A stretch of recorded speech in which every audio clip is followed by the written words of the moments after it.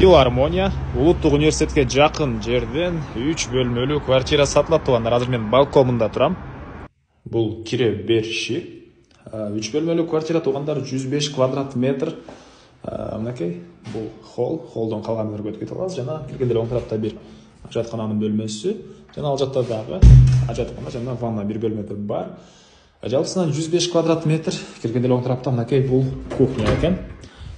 Газ киргизилген, центральный отопление и суу, свет, канализация бары бар туугандар. Мынакей кухня бул.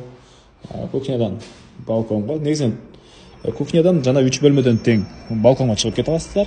Мынакей бул батыш тарабы көп кабаттуу үйдүн. Бул жерден кийинки бөлмөгө кетсе болот экен туугандар. Так, документтери боюнча техпаспорт, купли-продажа, бардык документтери бар туугандар.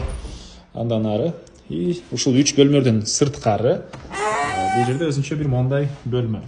Сушилка десеңиз өтө эле чоң болуп калат экен. Негизинен детский бөлмө кылсаңыздар деле болгодай, дагы алчу адамдар карап койгон. Көрүңүздөр, ушундай чоң дагы бир бөлмөсү. Бияктан да чоң терезелери менен. Так, андан ары оң тарапта бир бөлмө.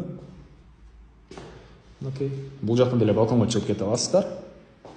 Дуалдары көрүп тургансыздардай обой, полдору ламинат. И андан ары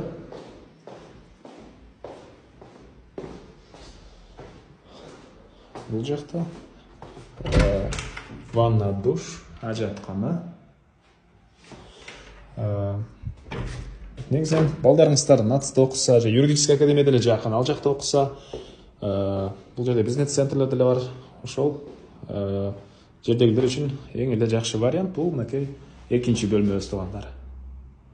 Экинчи бөлмөбүз, кондиционер деле бар экен.